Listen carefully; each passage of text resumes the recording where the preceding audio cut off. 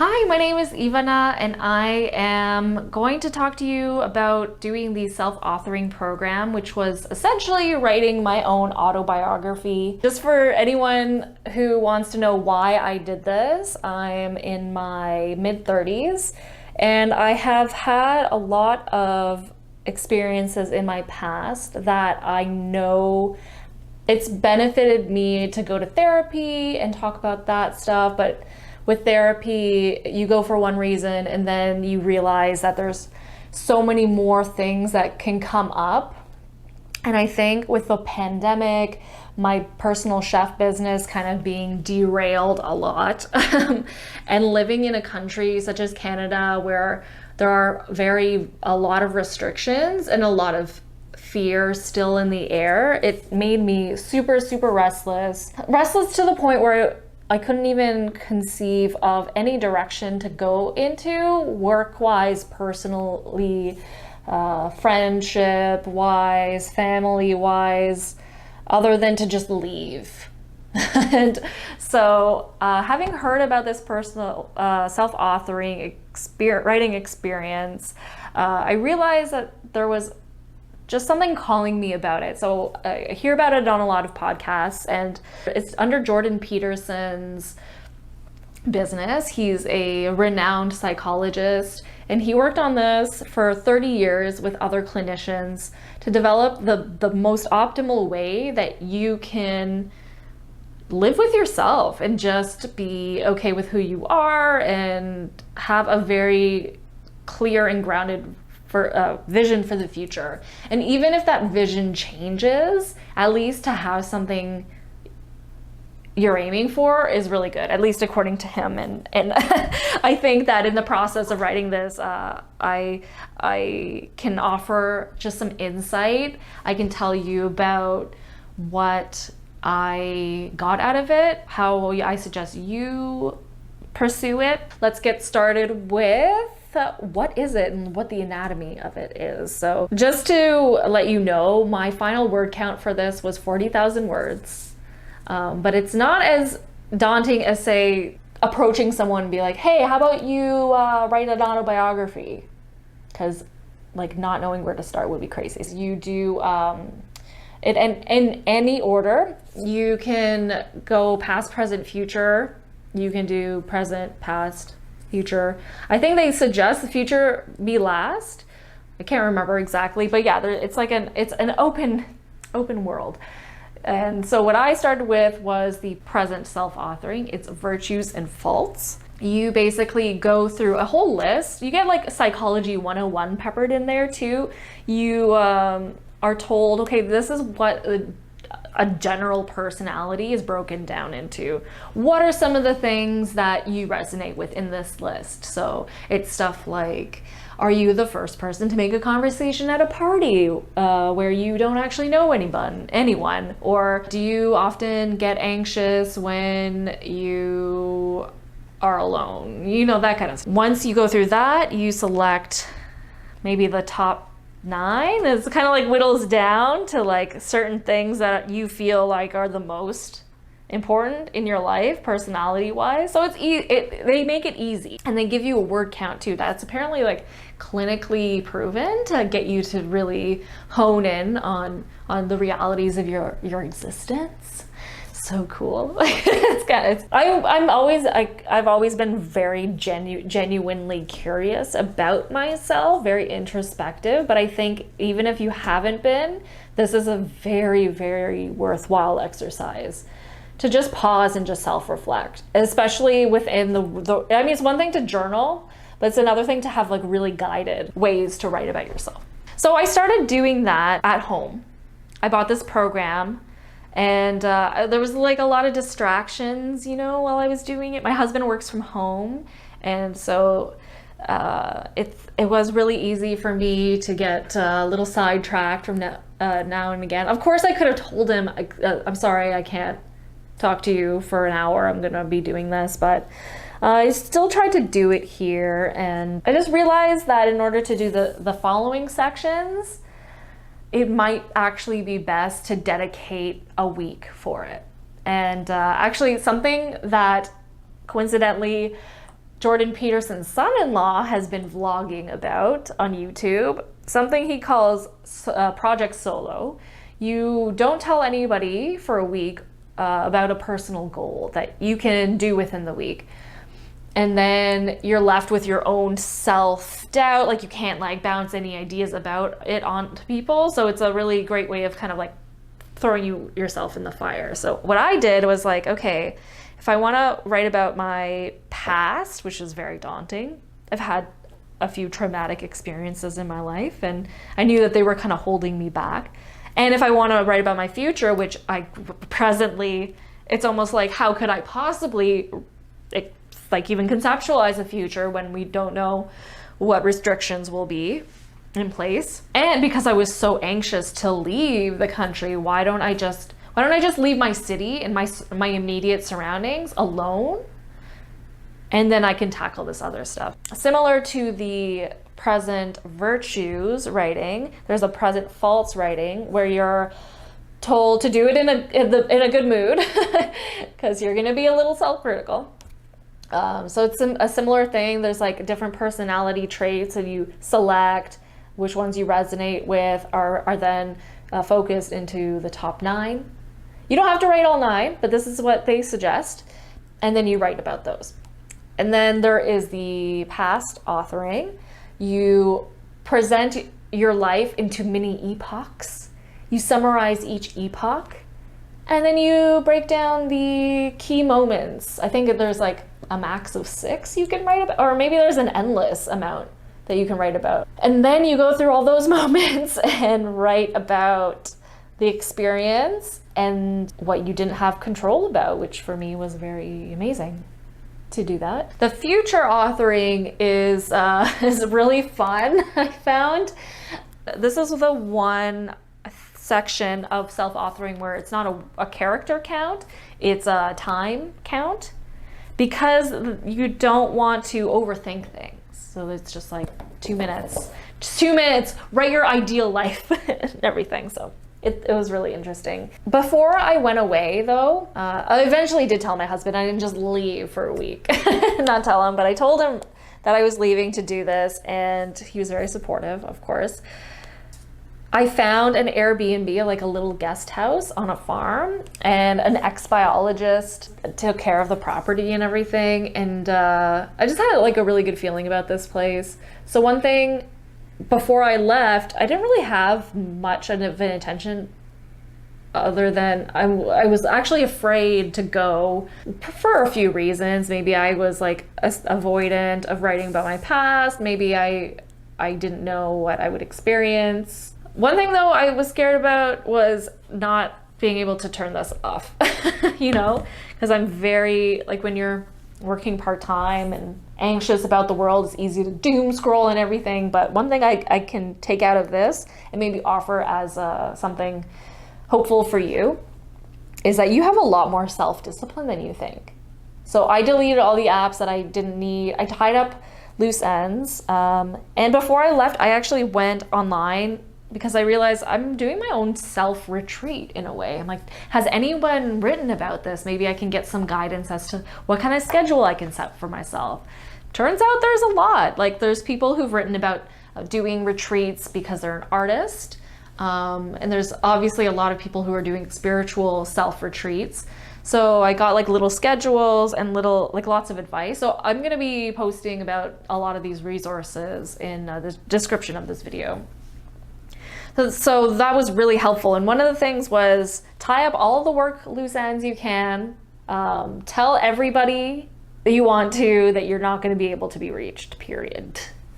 Told my husband, I'm only going to tell you when I arrive and when I'm about to leave. But of course, he would message me little things like, this food is good that you left me, or something like that. And I was like, I did tell you that I wasn't going to message you. I really wanted to hone in and get focused. My intention was also to write this while I was microdosing on psilocybin. My experience with psilocybin in the past has been mostly recreational. However, doing bigger doses, everyone's experience is different, but I definitely found it to be a very life-changing experience, at least the first time I did it. even if it was recreational, it was great to do because I just felt a purpose in life, felt very connected to nature. It just kind of honed me into feeling worthy, you know? I mean, I've not really been much of a psychonaut, you know, like trying all the drugs forever. I have a past of really partying and like really abusing marijuana. So like to the point where I had a psychotic break in my late 20s. Of course, there's other things going on, and who knows how much nutritional deficiencies could have played into that lifestyle, blah, blah, blah. But it really pushed me away from self-medicating, so to speak. So I'm glad that I have had this time of sobriety, except for alcohol. You can't see it, but there's a little bit of booze here. What has interested me about microdosing is that I've heard a lot of great experiences with like healing past traumas and reconnecting certain neurons in the brain. And I think that trauma has numbed me. And actually writing about my past, it really revealed a lot about how I have really deprived myself my whole life of enjoyment. I used to play in a band. I had like X, Y, and Z experiences that left my life. I had really bad experiences with interpersonal relationships, and then that left my life. Like, so slowly I've been like chipping away at like anything that would bring me joy. So I don't know, no wonder I was such an anxious person during this pandemic, because I didn't really have a lot of groundedness in my self-identity or a lot of confidence. And that all came from writing about my flaws. This is the order I did them in. While microdosing psilocybin, all days except for the last 2. And I didn't take it on the drive up because that would have been bad. You're supposed to take it completely, like no caffeine, no food, first thing in the morning with water, just so it has some time to like not get contraindicated with anything. So vitamin C apparently really like enhances the uptake too quickly. And there's also niacin in these particular capsules that I had, so I avoided that. I'm really glad I found this property because it was very peaceful. I would say that if you're gonna microdose psilocybin, you wanna have nature around you. I find that very grounding. There was a dog on the property, and that was really nice, especially while like writing about all these things. And they make it so that it's not daunting. They make it really approachable by, you know, tiptoeing you in with a little background of why you're doing it and how it's gonna help, and then the small little questions about, you know, what your purpose in life is. No, it's not quite like that, but doing this on this farm was really great, really important, because of what I said earlier. I was very distracted at home. Really glad that I took the time to do this. And what's interesting about the fact that I didn't take psilocybin on the last couple days I was working on the end of my past authoring and the beginning of my future authoring, and I completed it. I actually extended my stay at the Airbnb because I had a feeling I didn't want to rush or come back with this not completed. When you've experienced psychedelics, you don't want to do it all the time, because like it brings up really great connectedness, but it also brings up your emotions. And what was amazing to me is that the first 3 days of writing about my past and all these things that I knew were really traumatic in my life, it was really easy in a way. But I think it's also set in setting. I had like apple blossoms blowing on me and this like lovely dog and like the buzz of, oh yeah, this biologist had like a million bird feeders, so the bird sounds were really soothing. Fortunately, I read about all these like goals that you could have for yourself on a self retreat. So just taking 5 minutes and listening to music. And what I would suggest is have some music on hand that's not you don't understand the lyrics to, or that don't even have lyrics. That's like a big suggestion for me.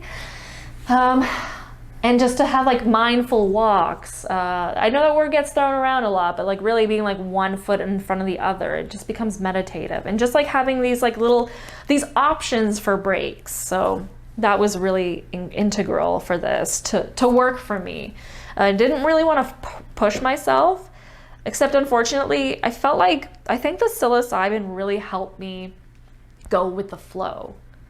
And I don't know if this might have happened anyway, but I just felt like really at ease with writing about my past. And I think that's what I've heard Jordan Peterson say on his podcast before, is that when you're doing this, you're allowing yourself to just put pen to paper, and just like the putting words down, even if it's this is a digital program, by the way, you can't download it or anything. They just don't have the means, and there's like a word count embedded in it. So anyway, that's why it's an online program only. It's almost like everything that's happened to you is just like you can pragmatically look at it. And it's not to say that you're never going to be like, wow, that was a shitty thing that happened, or wow, that was like very impactful. In fact, what I realized was a lot of the things that have happened in my past that were bad, like one great thing about the past authoring for me was the section of what did you not have control over. There are some things with your faults as well as your virtues. For your virtues, how can I do this even better? Like one of the things was, I think I am a very huge proponent of being outside. There's something like that in the present authoring, or present authoring. I think that, and you're like, oh wow, so I can be better? What? It's kind of like giving you permission to be better. Imagine.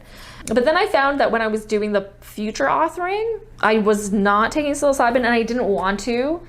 I didn't even want to do it on the third morning I woke up, but I just felt like eventually I was comfortable taking it. So that was one thing that I think was a gift of treating this like a solo retreat, like a meditation retreat, was that I had the intention to not have any distractions that weren't necessary. So when I wanted to make coffee, that's all I was doing. If a song popped in my head, I was like, okay, I'm gonna listen to this. So that in itself was a really great experience. But coupled with this, it was like fantastic. Yes, I very much connected with myself. If I had felt disconnected before, this was like the perfect thing for me to do. And this is why I want to share my experiences with you. Not having done psychedelics, I found on the last day, it could have just been fatigue from writing about my personal life for so many days in a row. But it was a struggle. I felt more like myself in that I would write like a sentence and be like, oh, I'm so distracted. Like maybe I have a little bit of like ADHD or I don't know, something. So that it was like a mental struggle to stay focused. Whereas the previous 3 days on the psilocybin, it was very easy. And I was like, okay, I'm a little hot outside writing. I'm gonna actually bring this inside to write. Now that I'm inside, okay, I feel like having some water. And it was just very much like I can choose when I have a break and when I don't. I allowed myself the full day. So comparing the writing the stuff at home to writing this on a little solo retreat, very important, very good. I'm so glad I did that. Unfortunately, I think I could have even used the 6th day, because as I was finishing up the future authoring, like I didn't want to feel like rushed. Like that's not the intention I want to put into what I want for my future. So like I was multitasking, like making these burgers, and then they got burned, and then like I spilled something, and then the mosquitoes were out. It was just like a lot of things, and I was like frustrated at myself that I couldn't slow down because I had gotten so much value out of slowing down on the previous days. So I probably would have given myself a little extra time. Some suggestions that these retreat people say is that not only before you leave do you have to tie up loose ends, but when you come back, just to do things that you were doing on your retreat and bring a little bit of that back. You can't quite turn everything off, right? So if you were reading a certain book on your downtime, on your solo retreat, read that book when you come back. And like do little things. So what I did was like every morning on my retreat, I would have like 5 minutes listening to really meditative music and just sitting still. So I tried to do that every day. That was beneficial to me. Something to take with you on something like this is to have something that's like totally mindless that you can do. So I brought a few options that I didn't want to use as a crutch necessarily, but I brought a controller so I could play video games if I wanted to. And I did eventually when I felt like the time was right. I brought a few movies with me. I threw one in that I felt called to watch, and then I stopped watching it because I was like, it was like a nostalgic movie for me from the past. And I was like, you know what? I'm not feeling this right now. And that could have been the psilocybin talking, but because you're very in tune with yourself if you allow yourself to be. And then I put on another movie and it was very immersive. So that was really great. Also on the last day, my Airbnb host graciously offered to take me on a little kayak tour on the river. And I had never really been kayaking before. And I didn't realize he was such an adventurer. And like, we ended up going for 4 hours. So that probably played into my fatigue and my lack of focus. However, I thought that exercising in that way, like paddling, is very meditative. So I thought maybe it would like put me in this state of hypnosis so the rest of the day I'd be like so kind of like physically tired that I could mentally focus, and that was not the case. So maybe I should have reserved that for another day, that kind of like adventuring, but I didn't want to lose that opportunity. I have a really good suggestion from one of my massage therapists. He says that if you're stuck sitting for a while, then like have like the food and the water somewhere else, so you have to get up and get it. So at least it's like a little mental break. And so yeah, just some quick takeaways. This was a really amazing experience. As I said, like I've never really been able to look at my past before in such like a beautiful, calm way. I feel so much more grounded. The future authoring, although I was rushing myself a little bit, you end up spoiler alert, you finish the future authoring and they're like, okay, so you've written all these goals for your life. Don't hold on to it. You can always like revisit this in like 6 months, and we actually encourage you to like do it again, you know? So I really highly suggest this program, and I really hope it helps you. And if you ever want to reach out to me, I have my contact information below. Maybe I'll do a little follow-up in 6 months and let you know where I'm at now. Right now, it's still pretty fresh. I feel really grounded. I'm starting to get a little anxious because I'm back on my like social media habits, but I'm so much more productive with work. And I have a lot more self-authority, which I was really looking for. And I don't have that desire to like move and like to just drop everything. I really feel like, okay, the world's really fucked up in a lot of ways, but I can do this. I can just be with myself. Thank you so much for listening, and enjoy your life, people. Bye.